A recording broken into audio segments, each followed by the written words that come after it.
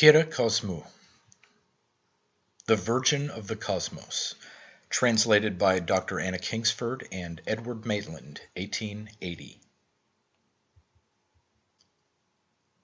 Isis to Horus, Part 1. Having thus spoken, Isis first pours out for Horus the sweet draught of immortality which souls receive from the gods, and thus begins the most holy discourse. Heaven, crowned with stars, is placed above universal nature, O my son Horus, and nothing is wanting to it of that which constitutes the whole world. It is necessary, then, that all nature should be adorned and completed by that which is above her, for this order could not proceed from below to above. The supremacy of the greater mysteries over the lesser is imperative. Celestial order reigns over terrestrial order as being absolutely determined and inaccessible to the idea of death. Wherefore the things below lament, being filled with fear before the marvelous beauty and eternal permanence of the heavenly world.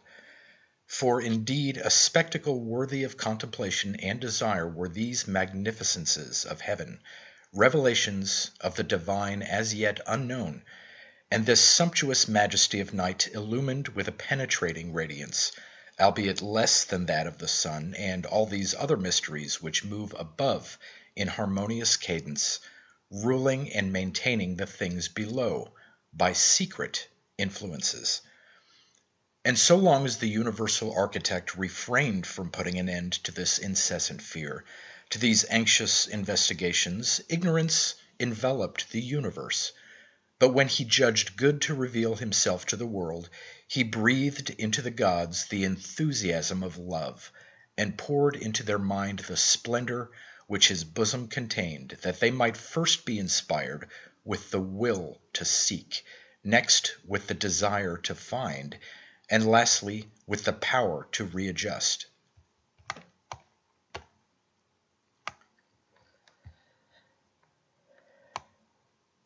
Now, my wondrous child Horus, all this could not happen among mortals, for as yet they did not exist, but it took place in the universal soul in sympathy with the mysteries of heaven. This was Hermes, the cosmic thought. He beheld the universe of things, and having seen, he understood, and having understood, he had the power to manifest and to reveal. That which he thought, he wrote. That which he wrote, he in great part concealed, wisely silent, and speaking by turns, so that, while the world should last, these things might be sought. And thus, having enjoined upon the gods, his brethren, that they should follow in his train, he ascended to the stars. But he had for successor his son, and the heir of his knowledges, Tat, and a little later, Asclepius, son of Imhotep, by the counsels of Pan and Hephaestus, and all those for whom sovereign providence reserved an exact knowledge of heavenly things. Hermes then justified himself in the presence of those who surrounded him, in that he had not delivered the integral theory to his son on account of his youth. But I, having arisen, beheld with mine eyes, which see the invisible secrets of the beginnings of things, and at length, but with certainty, I understood that the sacred symbols of the cosmic elements were hidden near the secrets of Osiris. Hermes returned to heaven, having pronounced an invocatory speech. It is not fitting, O my son, that this recital be left incomplete. Thou must be informed of the words of Hermes when he laid down his books.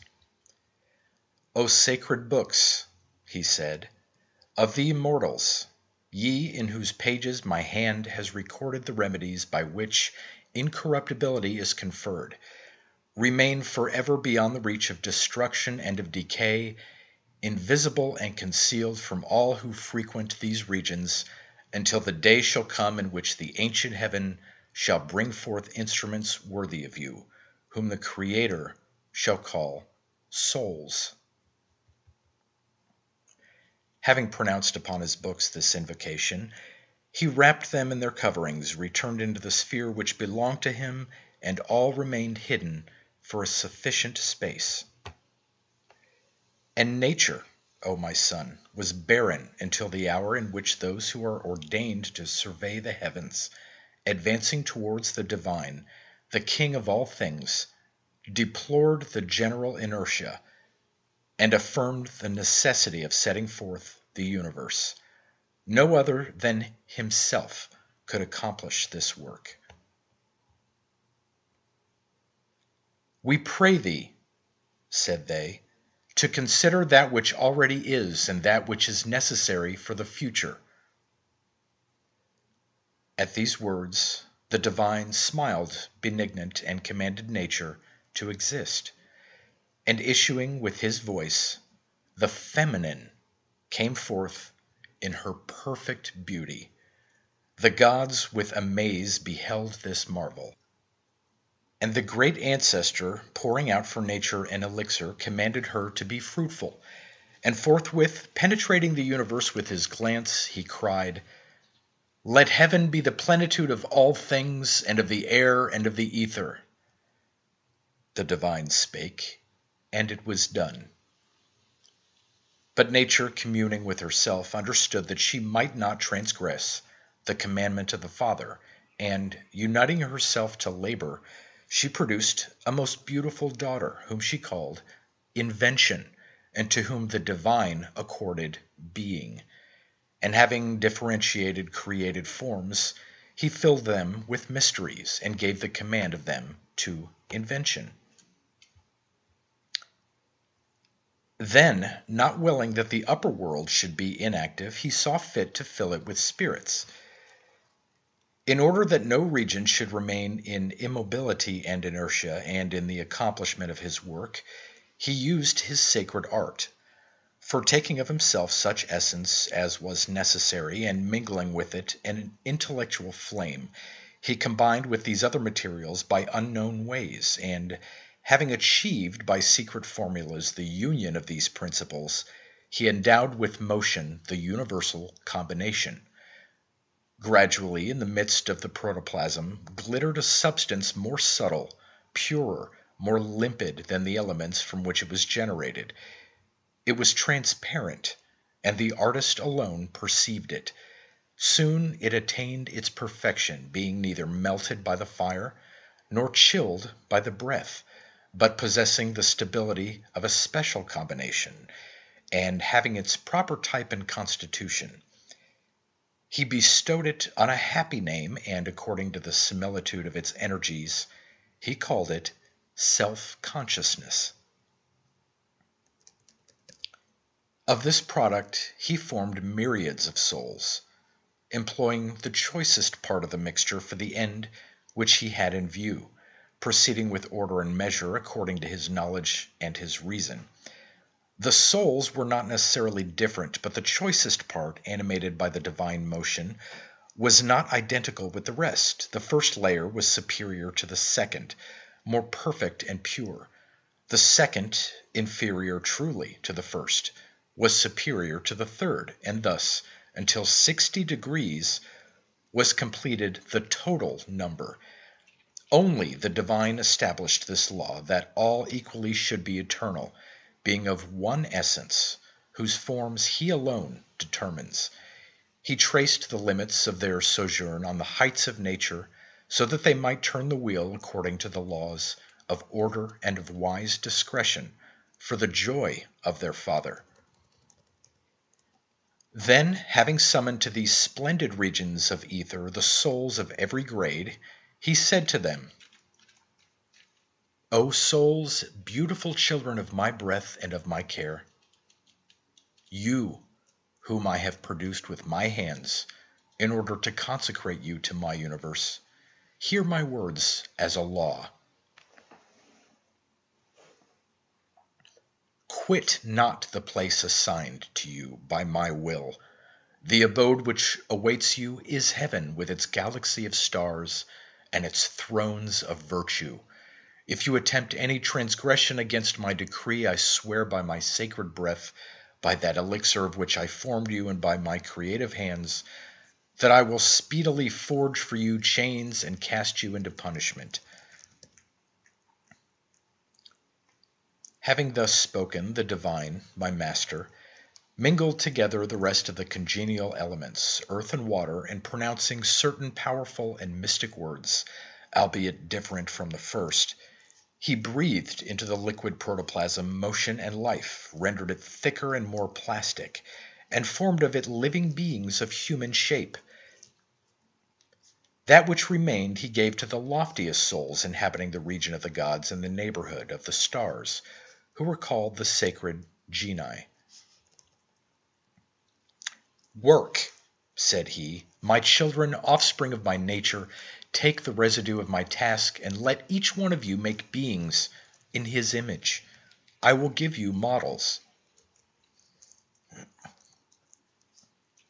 Therewith he took the zodiac, and ordained the world in conformity with vital movements, placing the animal signs after those of human form, and after having given forth the creative forces and generative breath for the whole range of beings yet to come, he withdrew, promising to unite to every visible work an invisible breath and a reproductive principle, so that each being might engender its similar without necessity to create continually new entities.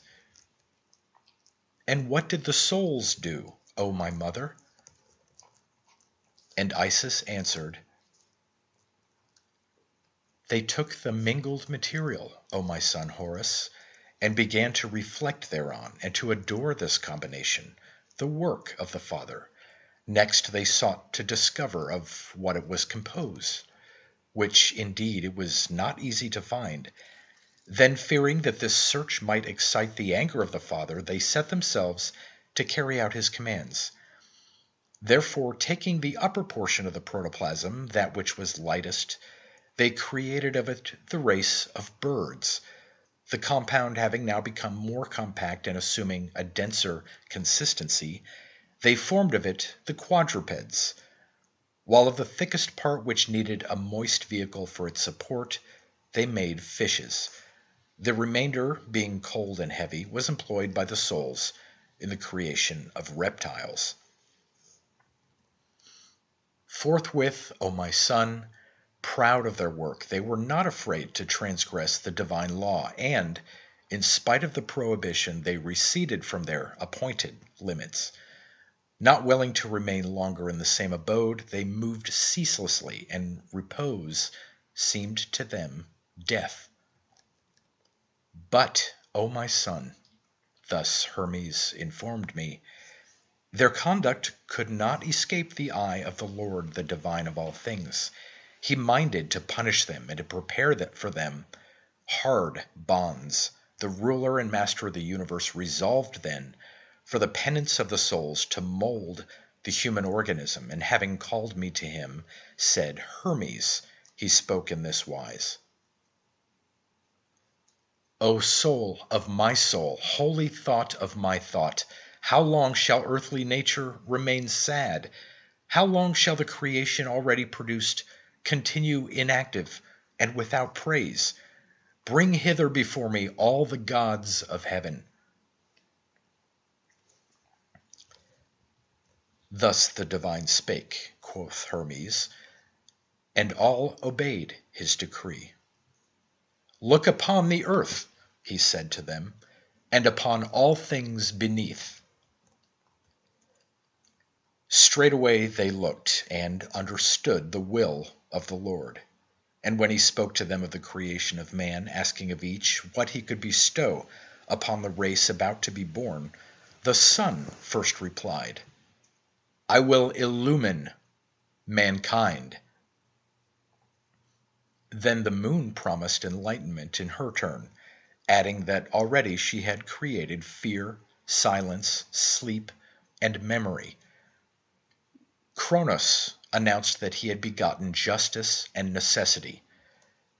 Zeus said, "In order to spare the future race perpetual wars, I have generated fortune, hope, and peace." Ares declared himself already father of conflict, impetuous zeal, and emulation. Aphrodite did not wait to be called upon. "As for me, O master," she said, "I will bestow upon mankind desire with voluptuous joy and laughter, that the penalty to which our sister souls are destined may not weigh on them too hardly." These words of Aphrodite, O my son, were welcomed gladly.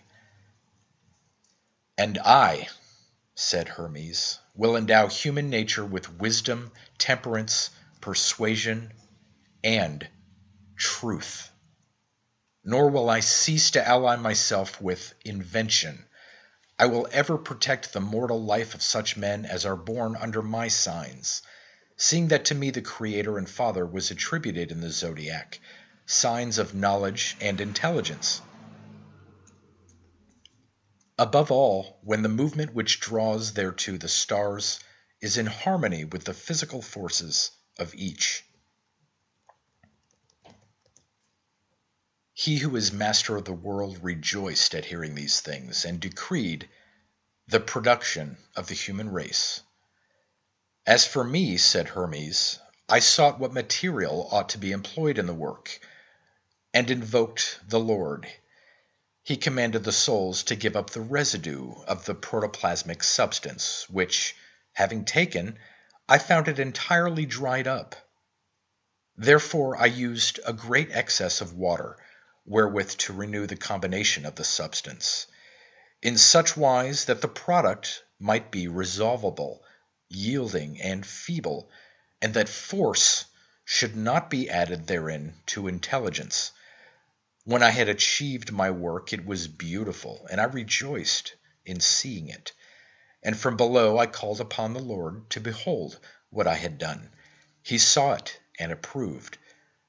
Straightway he ordained that the souls should be incorporated, and that they were seized with horror on learning what should be their condemnation.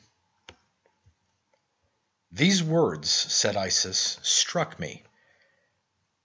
Hearken, my son Horus, for I teach thee a mystery. Our ancestor Kamaphes had it also from Hermes, who inscribes the recital of all things. I, in turn, received it from the ancient Kamaphes when he admitted me to the initiation of the black veil. And thou, likewise, O marvelous and illustrious child, receive it from me. The souls were about to be imprisoned in bodies, whereat some sighed and lamented, as when some wild and free animal, suddenly enchained in the first moment of subjugation to hard servitude and of severance from the beloved habits of the wilderness, struggles and revolts, refusing to follow its conqueror, and if occasion presents itself, slaying him. Others, again, hissed like serpents, or gave vent to piercing cries and sorrowful words, glancing aimlessly from height to depth. Great heaven, said one, principle of our birth, ether, pure airs, hands, and sacred breath of the sovereign, the divine, and you, shining stars, eyes of the gods, unwearying light of sun and moon, our early brethren, what grief, what rending is this? Must we quit these vast effulgent spaces, this sacred sphere, all these splendors of the Empyrean and of the happy republic of the gods, to be precipitated into these vile and miserable abodes? What crime, O wretched ones, have we committed? How can we have merited, poor sinners that we are, the penalties which await us? Behold the sad future in store for us, to minister to the wants of a fluctuating, indissoluble body. No more may our eyes distinguish the souls divine. Hardly through these watery spheres shall we perceive with sighs our ancestral heaven. At intervals even we shall cease altogether to behold it. By this disastrous sentence direct vision is denied to us. We can see only by the aid of the outer light. These are but windows that we possess, not eyes. nor will our pain be less when we hear in the air the fraternal breathing of the winds which can no longer we can mingle our own, since that will have for its dwelling, instead of the sublime and open world, the narrow prison of the breast. But thou, who drivest us forth and causest us from so high a seat to descend so low, assign a limit to our sufferings. O Master and Father, so quickly become indifferent to thy handiwork, appoint a term to our penance, deign to bestow on us some last words, while yet we are able to behold the expanse of the luminous spheres. This prayer of the souls was granted, my son Horus, for the Lord was present, and sitting upon the throne of truth, thus he addressed them. O souls, you shall be governed by desire and necessity. After me, these shall be your masters and your guides. Souls subjected to my scepter which never fails, know that inasmuch as you remain stainless, you shall inhabit the regions of the skies. If among you any be found to merit reproach, they shall inhabit abodes destined to them in mortal organisms. If your faults be light, you shall, delivered from the bond of the flesh, return to heaven. But if you become guilty of graver crime, if you turn away from the end for which you have been formed, then indeed you shall dwell neither in heaven nor in human bodies, but thenceforth you shall pass into those of animals without reason. Having thus spoken, O my son Horus, he breathed upon them and said, It is not according to chance that I have ordained your destiny. If you act ill, it will be worse. It will be better if your actions are worthy of your birth. It is myself and not another who will be your witness and your judge. Understand that it is because of your past errors that you are to be punished and shut up in fleshly bodies. In different bodies, as I have already told you, your rebirths will be different. Dissolution shall be a benefit, restoring your former happy condition. But if your conduct be unworthy of me, your prudence becoming blinded and guiding you backwards will cause you to take for good fortune that which is really a chastisement, and to dread a happier lot as though it were a cruel injury. The most just among you shall, in their future transformations, approximate to the divine, becoming among men upright kings, true philosophers, leaders and legislators, true seers, collectors of salutary plants, cunning musicians, intelligent astronomers, wise augurs, instructed ministrants, all beautiful and good offices, as among birds are the eagles, which pursue not nor devour those of their own kind, and do not permit weaker ones to be attacked in their presence, because justice is in the nature of the eagle. Among quadrupeds, the lion, for he is a strong animal, untamed by slumber, in a mortal body performing immortal toils, and by nothing tired nor beguiled. Among reptiles, the dragon, because he is powerful, living long, innocent, and a friend of men, allowing himself to be tamed, having no venom, and leaving old age approximating to the nature of the gods. Among fishes, the dolphin, for this creature, taking pity on those who fall into the sea, will carry them to land if they still live, and will abstain from devouring them if dead, although it is the most voracious of all aquatic animals. Having spoken these words, the divine became an incorruptible intelligence, i.e., resumed the unmanifest. After these things, my son Horus, there arose out of the earth an exceeding powerful spirit, unencumbered with any corporeal envelope, strong in wisdom, but savage and fearful, although he could not be ignorant of the knowledge he sought, seeing the type of the human body to be beautiful and august of aspect, and perceiving that the souls were about to enter into their envelopes. "What are these?" said he. "O Hermes, secretary of the gods?" "These are men," replied Hermes.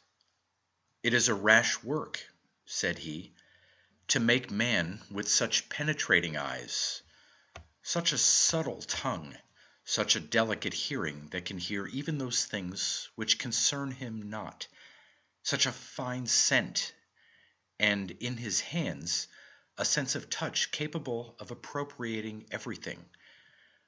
O generating spirit, thinkest thou it is well that he should be free from care, this future investigator of the fine mysteries of nature? Wilt thou leave him exempt from suffering, he whose thought will search out the limits of the earth?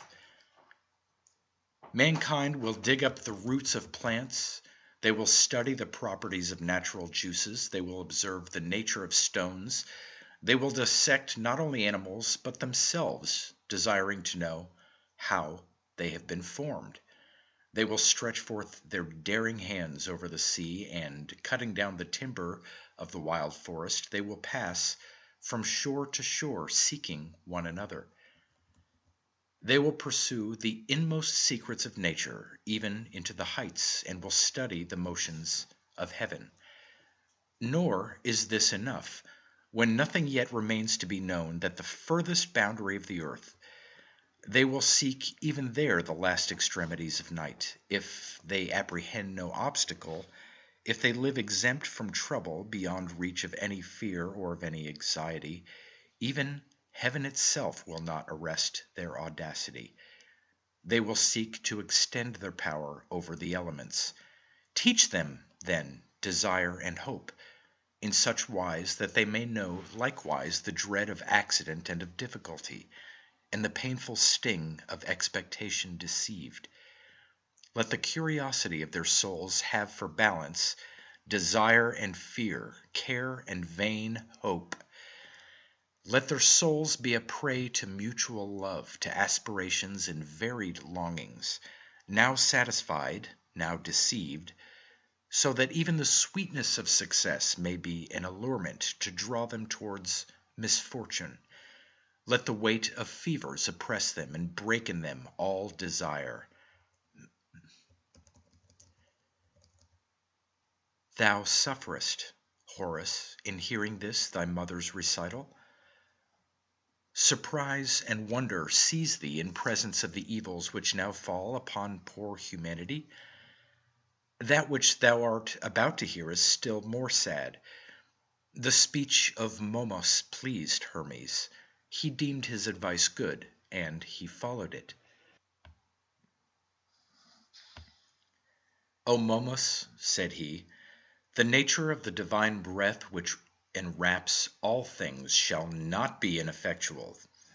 The Master of the universe has charged me to be his agent and overseer. The deity of the penetrating eye, Adrastia, will observe and direct all events, and for my part, I will design a mysterious instrument, a measure inflexible and inviolable, to which everything shall be subject from birth even to final destruction, and which shall be the bond of created entities. This instrument shall rule that which is on the earth and all the rest." "It is thus," quoth Hermes, "that I spoke to Momus, and forthwith the instrument operated. Straightway the souls were incorporated, and I was praised for my work. Then the Lord summoned anew the assembly of the gods. They gathered together, and he thus addressed them.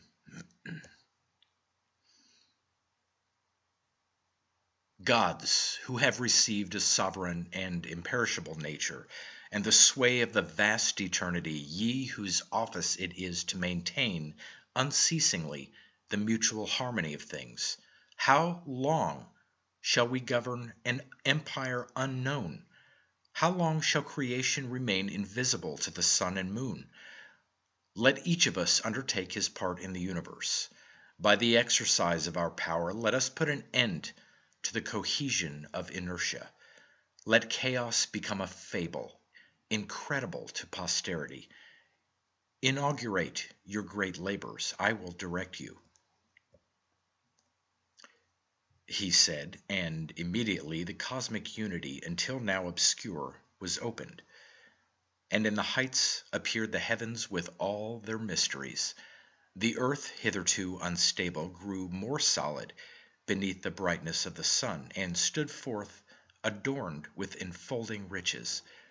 All things are beautiful in the eyes of the divine, even that which to mortals appears uncomely, because all is made according to the divine laws.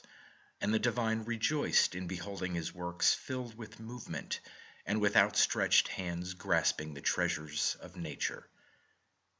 Take these, he said, O sacred earth, take these, O venerable one, who art to be the mother of all things, and henceforth let nothing be lacking to thee.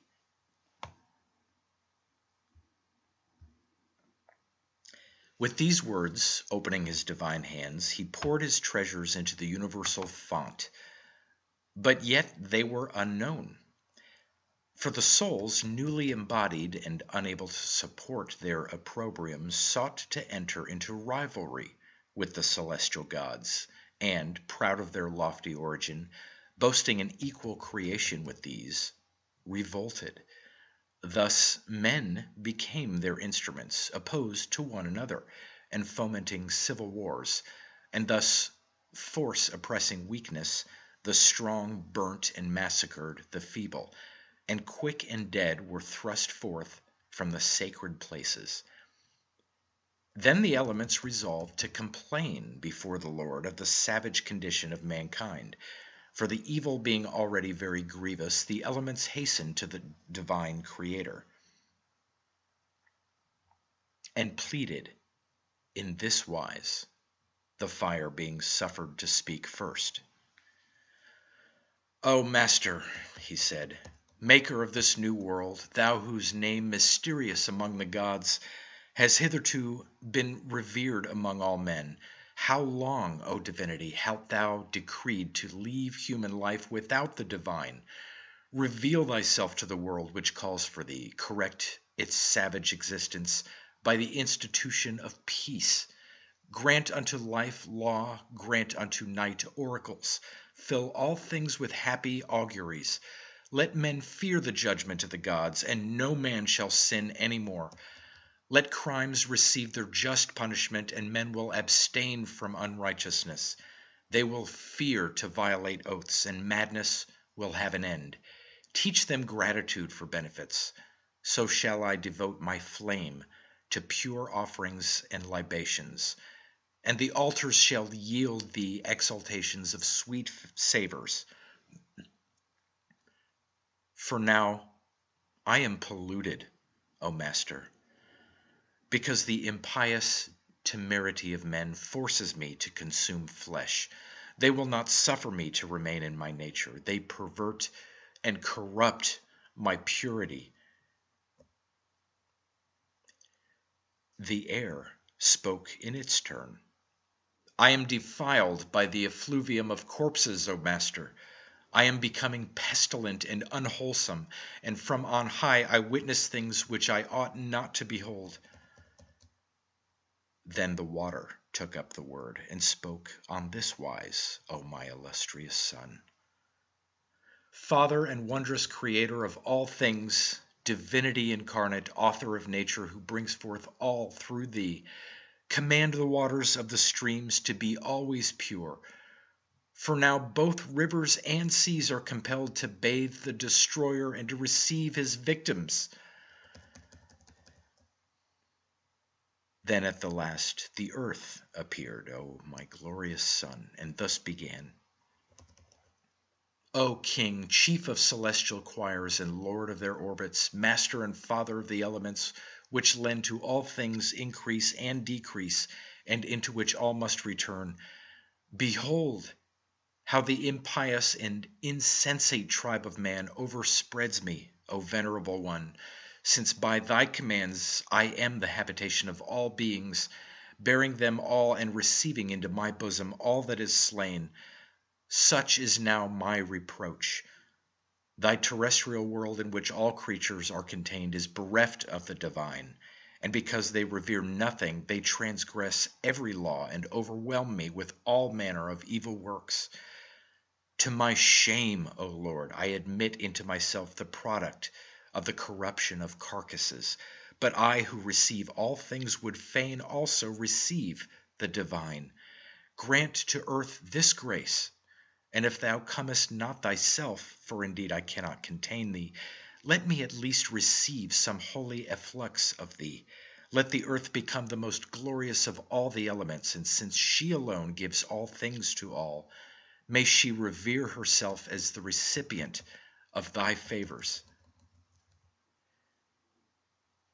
Thus the elements discoursed, and forthwith the divine filled the universe with his divine voice. Go, said he, sacred offspring, worthy of your father's greatness, seek not to change anything, nor refuse to my creatures your ministry.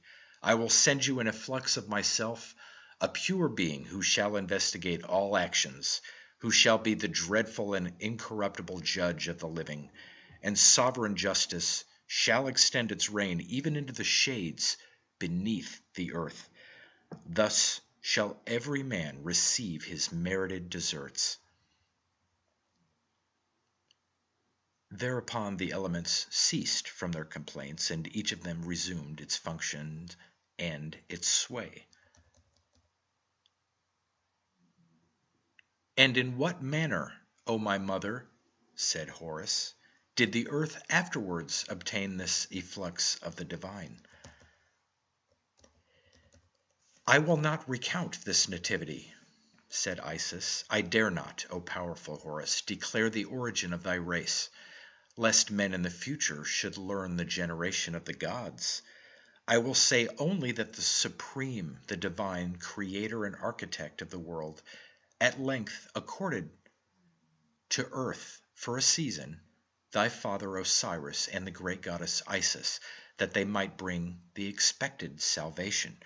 By them life attained its fullness. Savage and bloody wars were ended. They consecrated temples to the gods their ancestors and instituted oblations. They gave to mortals law, nourishment, and raiment.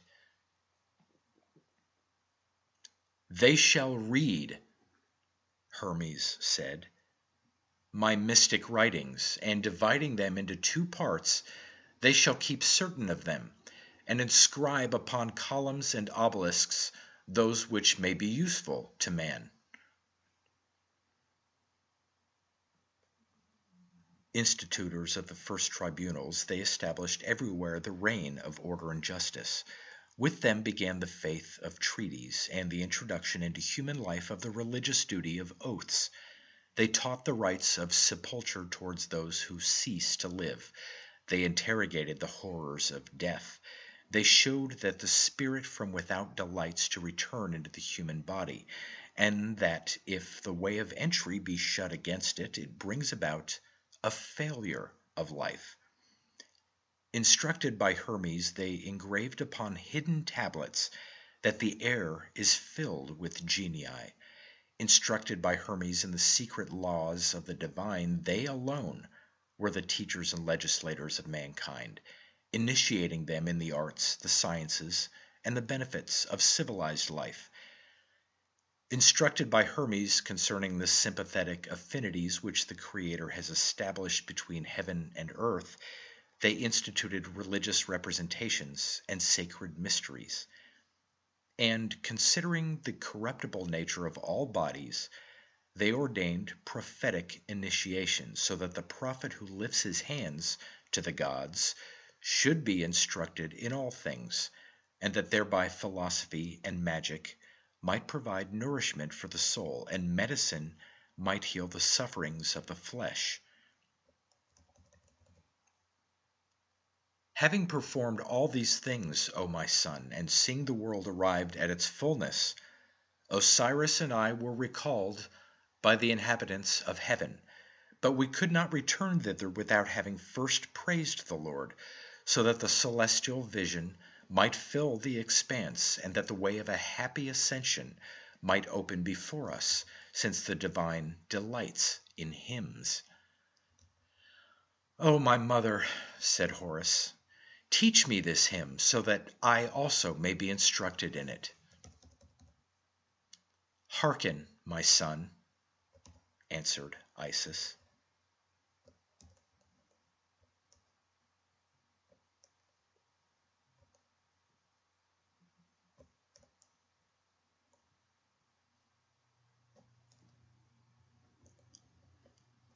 Isis to Horus, Part 2.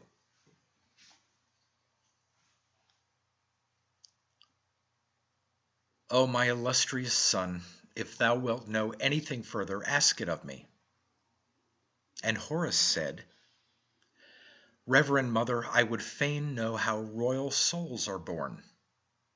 And Isis answered, "Herein, my son Horus, lies the distinctive character of royal souls. There are in the universe 4 regions governed by a fixed and immutable law: heaven, the ether, the air, and the most holy earth. Above in heaven dwell the gods, ruled as are all the rest by the maker of the universe, and in the ether are the stars, governed by the great fire, the sun. In the air are the souls of the genii, governed by the moon. Upon earth are men and other animals, governed by the soul who, for the time, is their king. For the gods themselves engender those who shall be kings befitting the terrestrial race. Princes are the issue of kings, and he who is most kingly is a greater king than the rest. The sun, nearer to the divine than is the moon, is greater and stronger than she, and to him she is subject as much by rank as by power. The king is the last of the gods and the first of men. So long as he sojourns upon earth, his divinity is concealed, but he possesses something which distinguishes him from other men and approximates him to the divine. The soul in him comes from a loftier region than that from which descend the souls of common men. Souls destined to reign upon the earth descend thither for 2 causes. There are those who in former lives have lived blameless, and who merit apotheosis. For such as these, royalty is a preparation for the divine state. Again, there are holy souls who, for some slight infringement upon the interior and divine law, receive in royalty a penance whereby the suffering and shame of incarnation are mitigated. The condition of these in taking a body resembles not that of others. They are as blessed as when they were free. As to the various characters of these kings, the variety is not in the souls, for all are royal, but it is due to the nature of the angels and genii who assist them. For souls destined to such offices are not without ministers and escort. Heavenly justice, even while exiling them from the abodes of the blessed, treats them as their nature befits. When then, O my son Horus, the ministering angels and genii appointed are warlike, the soul in their charge takes that character, forgetting its own, or rather laying it aside until some future change of condition. If the guardian angels are of a gentle order, then the soul follows its path in peace. If they are friends of judgment, the soul loves to judge. If they are musician, then the soul sings. If they love truth, the soul is that of a philosopher. Thus the souls necessarily follow the teaching of their guardians. Falling into human bodies, they forego their proper estate, and while exiled from it, they approximate to those intelligences by whom they have been embodied.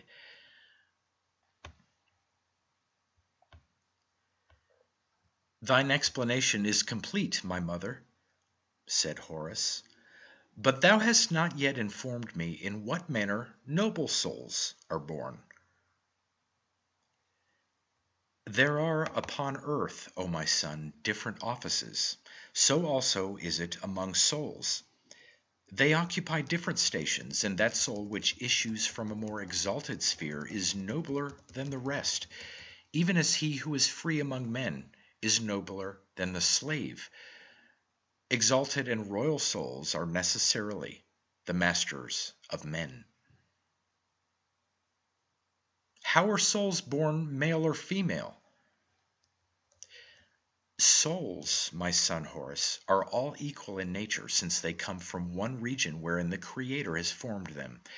There are not among them either males or females. This distinction exists only between bodies, and not between incorporeal beings, but some are more energetic, some are gentler. And this belongs to the air in which all things are formed. For an airy body envelops the soul. In it are the elements of earth, water, air, and fire. Among females, this combination contains more of cold and of moisture than of dryness and heat. And the soul which is enfolded therein is watery and disposed to softness. The contrary happens among males. Their envelope contains more of dryness and of heat, less of cold and of moisture. Hence, in bodies so formed, the souls manifest greater vivacity and energy. And how, O my mother, are born the souls of the wise? And Isis answered, The organ of vision is enveloped in tunics. When these tunics are thick and dense, the sight is dull. When they are fine and subtle, the sight is penetrating. Even so is it with the soul. She likewise has her coverings, incorporeal as herself. These coverings are the interior airs. When they are subtle, clear, and transparent, then the soul is perspicuous. When, on the contrary, they are dense, thick, and turgid, when she cannot see far, and discerns only, as though in cloudy weather, that which lies immediately before her steps.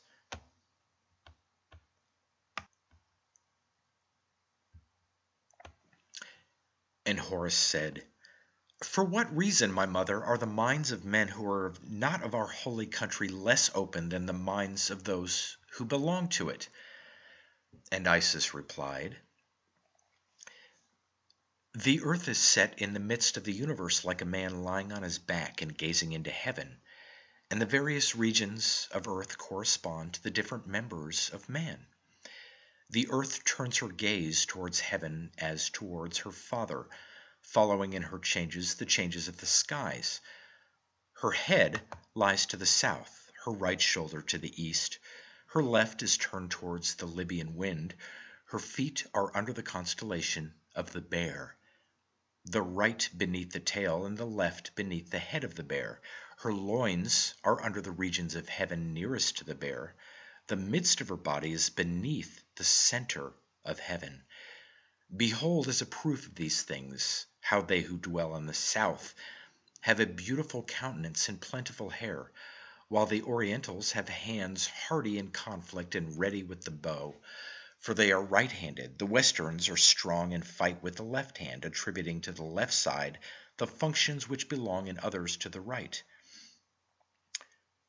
Those who dwell beneath the Bear are distinguished by the attributes of their feet and by the beauty of their legs. Those who inhabit beyond the Bear in the climate of Italy and of Greece are remarkable for the beauty of their loins, and hence their tendency to prefer males.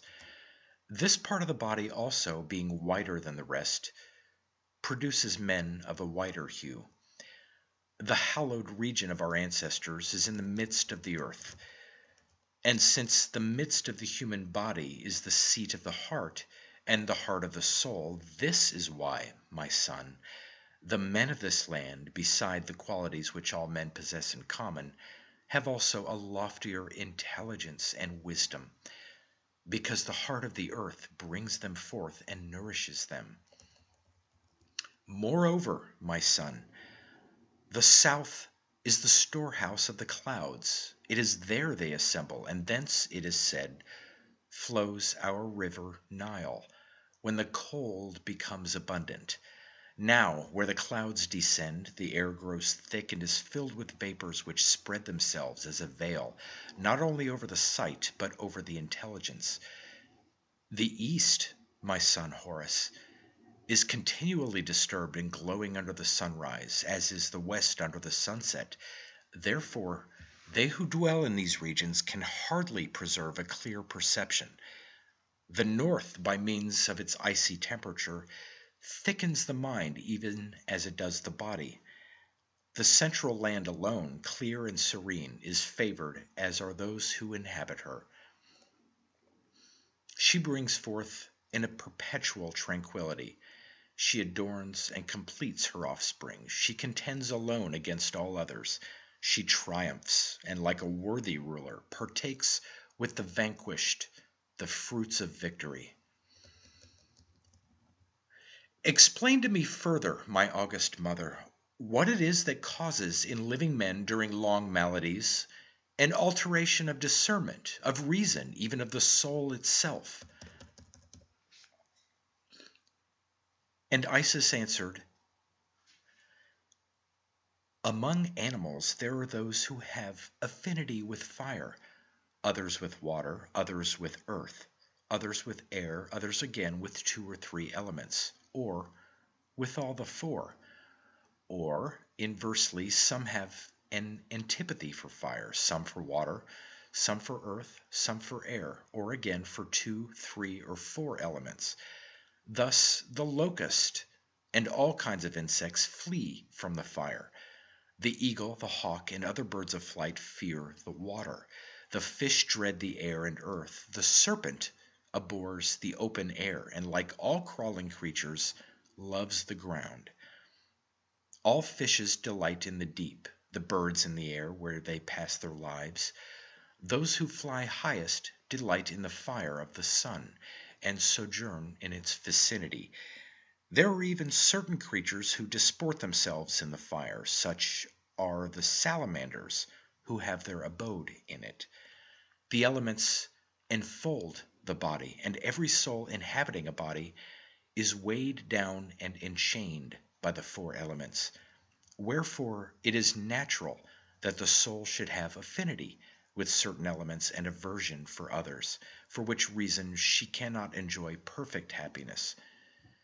Nevertheless, as the soul is of divine origin, she struggles and meditates even beneath this bodily covering.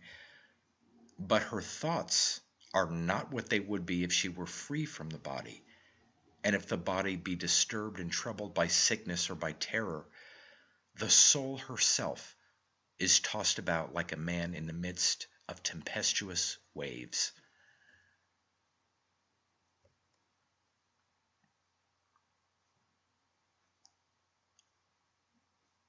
Isis to Horus, Part 3.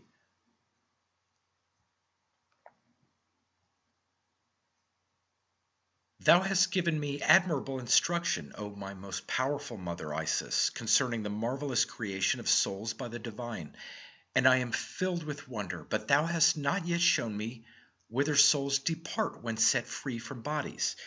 Fain would I contemplate this mystery, and thank only thee for the initiation. And Isis said, Hearken, my son, for thy most necessary inquiry holds an important place, and may not be neglected. Hear my reply. O great and marvelous scion of the illustrious Osiris, think not that the souls on quitting the body mix themselves confusedly in the vague immensity, and become dispersed in the universal and infinite spirit, without power to return into bodies, to preserve their identity, or to seek again their primeval abode. Water spilt from a vase returns no more to its place therein. It has no proper locality. It mingles itself with the mass of waters. But it is not thus with souls, O most wise Horus. I am initiated into the mysteries of the immortal nature. I walk in the ways of the truth, and I will reveal all to thee without the least omission. And first I will tell thee that water, being a body without reason, composed of myriads of fluid particles, differs from the soul, which is, my son, a personal entity, the royal work of the hands and of the mind, of the divine, abiding herself in intelligence. That which proceeds from unity and not from multiplicity cannot mingle with other things, and in order that the soul may be joined to the body, the divine subjects this harmonious union to necessity. Souls do not, then, return confusedly, nor by chance, into one and the same place, but each is dispatched into the condition which belongs to her. And this is determined by that which the soul experiences while yet she is in the tenement of the body, loaded with a burden contrary to her nature. Here, therefore, this comparison, O beloved Horace. Suppose that there should be shut up in the same prison men, eagles, doves, swans, hawks, swallows, sparrows, flies, serpents, lions, leopards, wolves, dogs, hares, oxen, sheep, and certain amphibious animals such as seals, hydras, turtles, crocodiles, and that at the same moment all the creatures should be liberated. All at once would escape.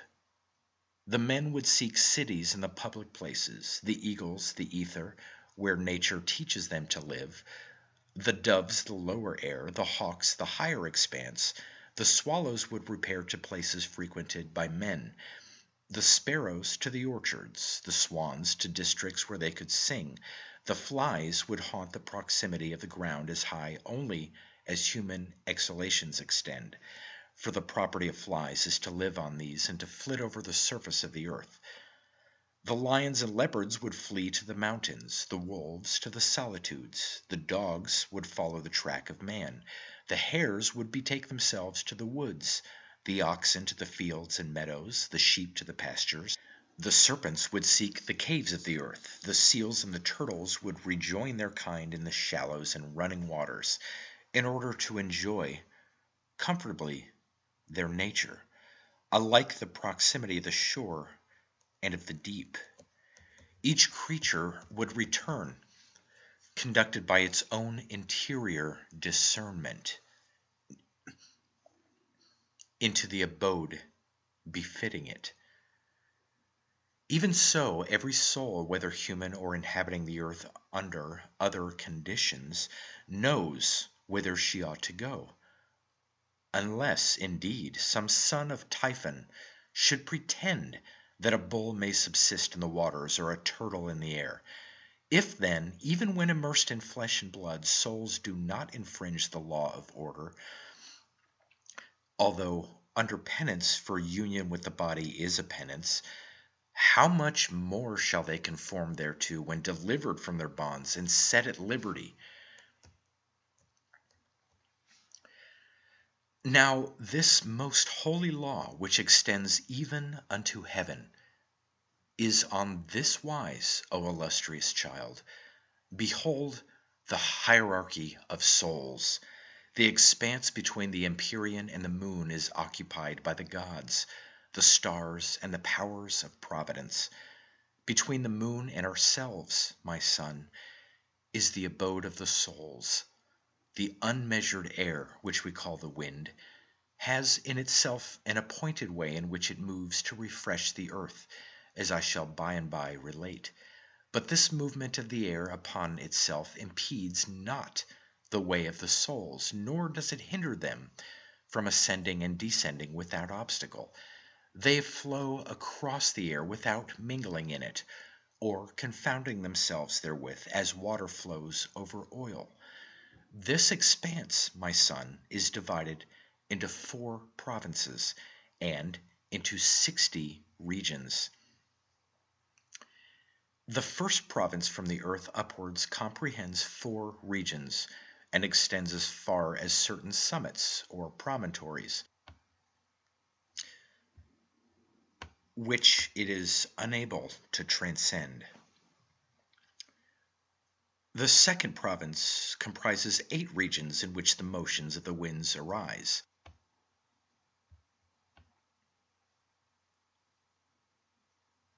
Be thou attentive, my son, for thou hearest the ineffable mysteries of the earth, the heavens, and of the sacred fluid which lies between. In the province of the winds fly the birds. Above this there is no moving air, nor any creature. But the air, with all the beings it contains, distributes itself into all boundaries within its reach, and into the 4 quarters of the earth, while the earth cannot lift itself into the mansions of the air. The third province comprehends 16 regions filled with a pure and subtle element. The fourth contains 32 regions in which the air, wholly subtle and diaphanous, allows itself to be penetrated by the element of fire. Such is the order which, without confusion, reigns from depth to height, to wit, 4 general divisions, 12 intervals, 60 regions, and in these dwell the souls, each according to the nature thereof. They are indeed all of one substance, but they constitute a hierarchy, and the further any region is removed from the earth, the loftier is the dignity of the souls which dwell therein. And now it remains to be explained to thee, O most glorious Horus, what souls they are who abide in each of these regions. And this I shall set forth, beginning by the most exalted. The expanse which stretches between earth and heaven is divided into regions, my son Horus, according to measure and harmony. To these regions our ancestors have given various names. Some call them zones, others firmaments, others spheres. Therein dwell the souls who are freed from bodies, and those who have not yet been incorporated. The stations which they occupy correspond with their dignity. In the upper regions are the divine and the royal souls. The baser souls, they who float over the surface of the earth, are in the lowest sphere. And in the middle regions are the souls of ordinary degree.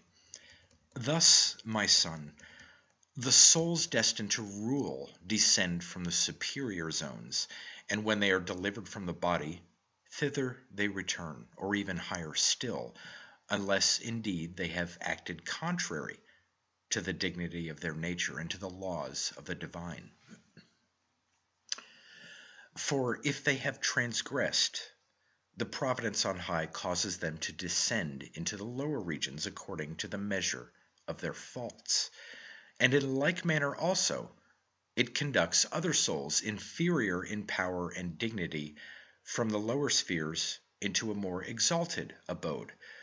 For on high dwell 2 ministers of the universal providence. One is guardian of the souls, the other is their conductor, who sends them forth and ordains for them bodies. The first minister guards them, the second releases or binds them, according to the will of the divine. In this wise, the law of equity presides over the changes which take place above, even as upon earth also it molds and constructs the vessels in which the souls are immured. This law is supplemented by 2 energies, memory and experience. Memory directs in nature the preservation and maintenance of all the original types appointed in heaven. The function of experience is to provide every soul descending into generation with a body appropriate thereto, so that passionate souls should have vigorous bodies, slothful souls sluggard bodies, active souls active bodies, gentle souls gentle bodies, powerful souls powerful bodies, cunning souls dexterous bodies. Briefly, that every soul should have a befitting nature.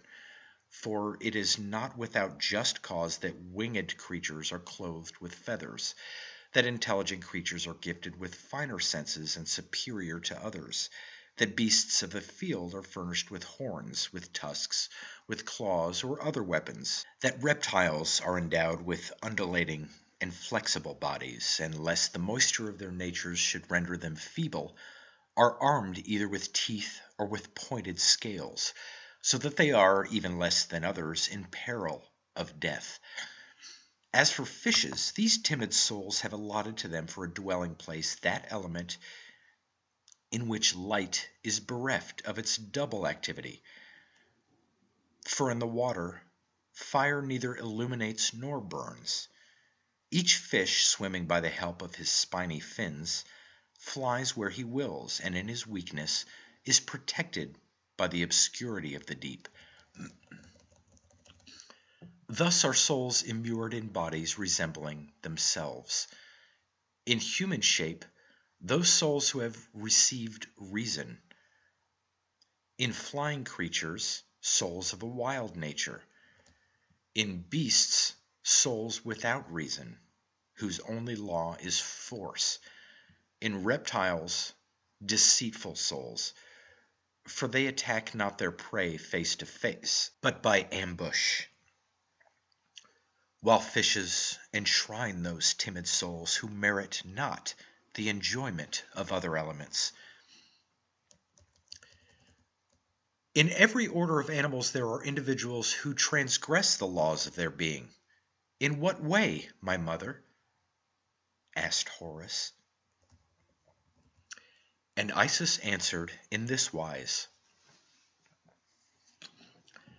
A man who acts against reason, a beast which eludes necessity, a reptile which forgets its cunning, a fish which loses its timidity, a bird which renounces freedom. Thou hast heard what was to be said concerning the hierarchy of souls, their descent, and the creation of bodies. O my son, in every order of souls there are found a few royal souls, and of diverse characters, some fiery, some cold, some proud, some gentle, some crafty, some simple, some contemplative, some active. This diversity belongs to the regions from whence they descend into bodies. From the royal zone, the royal souls go forth, but there are many royalties. The royalty of spirit, of the flesh, of art, of science, of the virtues. And how, said Horus, dost thou name these royalties? O my son, the king of souls who have hitherto existed is thy father, Osiris. The king of bodies is the prince of each nation, he who governs. The king of wisdom is the father of all things. The initiator is the thrice great Hermes. Over medicine presides Asclepius, the son of Hephaestus. Force and power are under the sway of Osiris, and after him, under thine, my son. Philosophy depends on Arnabascanus. Poetry, yet again, on Asclepius, Imhotet's son. So that, if thou thinkest thereon, thou wilt perceive that there are indeed many royalties and many kings. But the supreme royalty belongs to the highest region. Lesser kingships correspond to the spheres which bring them forth. Those who issue from the fiery zone handle fire. Those who come from the watery zone frequent liquid spheres. From the region of art and learning, those are born who devote themselves to art and science. From the region of inactivity, those who live in ease and idleness. All that is done and said upon the earth has its origin in the heights, from whence all essences are dispensed with measure and equilibrium, nor is there anything which does not emanate from above and return thither. Explain to me this that thou sayest, O my mother. And Isis answered, "An evident token of these exchanges has been stamped on all creatures by most holy nature. The breath which we indraw from the upper air we exhale and again inbreathe by means of the lungs within us, which perform this work. And when the way destined to receive our breath is closed, then no longer do we remain on earth. We depart hence. Moreover, O my glorious son, there are other accidents by which the balance of our combination may be destroyed." "What is then this combination, O my mother?" "It is the union and admixture of the four elements, whence emanates a vapor which envelops the soul, penetrates into the body, and communicates to both its own character. Thus are produced varieties among souls and bodies. If in the composition of a body fire dominates, then the soul, being already of an ardent nature, receives thereby an excess of heat, which renders it the more energetic and furious, and the body the more vivacious and active. If the air dominates, the body and soul of the creature are thereby rendered unstable, errant, and restless. The domination of the water causes the soul to be mild, affable, bland, sociable, and easily molded, because water blends and mixes itself readily with all other things. It dissolves them if it be abundant, moistens and penetrates them if it be less in quantity. A body softened by too much humidity offers but a weak resistance. A slight malady disintegrates it, and little by little dissolves its cohesion. Again, if the earthy element be dominant, the soul is obtuse, because the body lacks subtlety, nor can she force a way through the density of its organism. Therefore the soul remains indrawn upon herself, borne down by the burden she supports, and the body is solid, inactive, and heavy, moving only with effort. But if the elements be all in just equilibrium, then the whole nature is ardent in its actions, subtle in its motions, fluent in its sensations, and of a robust constitution. Of the predominance of air and fire, birds are born, whose nature resembles that of the elements which generate them. Men are endowed with an abundance of fire, united with but a little air, and of water and earth equal parts. This excess of fire becomes sagacity, seeing that intelligence is indeed a kind of flame, which consumes not, but which penetrates. The predominance of water and earth with a sufficient admixture of air and but little fire engenders beasts. Those endued with more fire than the rest are the more courageous.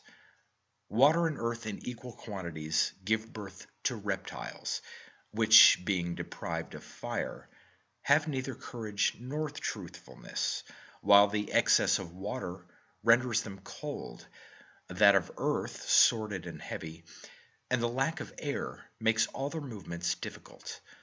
Much water with but little earth produces fishes. The absence of fire and air in them causes their timidity, and disposes them to lie hidden, while the predominance of water and earth in their nature approximates them by natural affinity to earth dissolved in water. Moreover, by means of the proportional increase of the elements composing the body is the body itself increased, and its development ceases when the full measure is attained. And so long, my beloved son, as equilibrium is maintained in the primitive combination and in the vapors arising therefrom, that is, so long as the normal proportion of fire, air, earth, and water remains unchanged, the creature continues in health. But if the elements deviate from the proportion originally determined, I speak not now of the growth of activities, nor of that resulting from a change of order, but of a rupture of equilibrium, whether by addition or diminution of fire or of other elements. then malady supervenes. And should air and fire, whose nature is one with that of the soul itself, prevail in the conflict, then through the dominance of those elements, destroyers of the flesh, the creature abandons its proper state. For the earthy element is the pabulum of the body, and the water wherewith it is permeated contributes to consolidate it. But it is the aerial element which confers motion, and the fire engenders all energies. The vapors produced by the union and combination of these elements blending with the soul, as it were by fusion, bear her along with them, and clothe her in their own nature, whether good or evil. So long as she remains in this natural association, the soul keeps the rank she has attained. But if a change should occur, either in the combination itself or in any of its parts or subdivisions, the vapors altering their condition alter likewise the relations between soul and body. The fire and air, aspiring upward, draw with them the soul, their sister, while the watery and terrestrial elements, which tend earthwards like the body, weigh it down and overwhelm it.